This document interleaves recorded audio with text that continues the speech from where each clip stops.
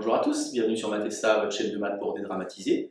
Aujourd'hui, tracer la représentation graphique d'une fonction affine, mais tracer la représentation graphique d'une fonction affine en Python.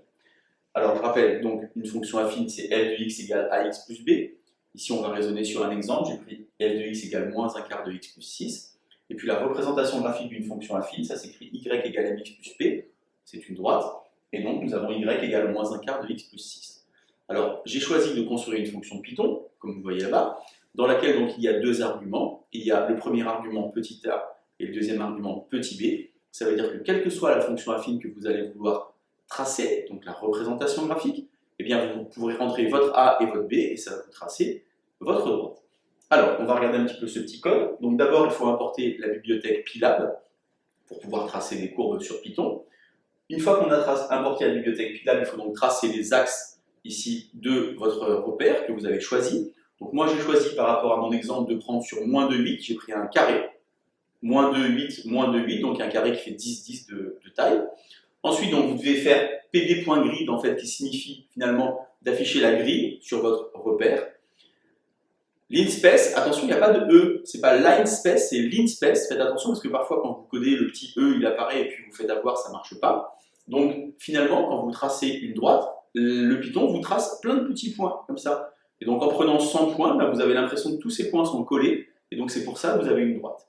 Ensuite, donc, vous allez rentrer ici y égale ax plus b, alors j'ai insisté tout à l'heure sur y égale mx plus p, et comme au départ j'ai marqué fonction affine entre parenthèses a, b, eh bien je suis obligé d'écrire y égale ax plus b.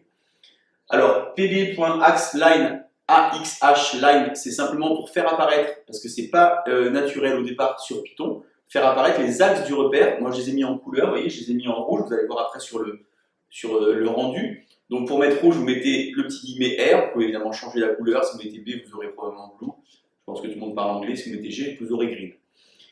Enfin, pb.plot xy, donc c'est pour vous tracer tous les points que vous avez construits avant dans votre petit code. Et à la fin, pb.show, évidemment, c'est pour l'affichage final de la courbe.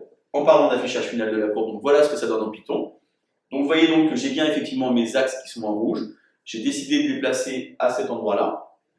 Ensuite, nous avons la représentation graphique donc, qui est une droite. Vous la voyez en bleu. Alors sans surprise, puisque le coefficient directeur est négatif, la droite descend.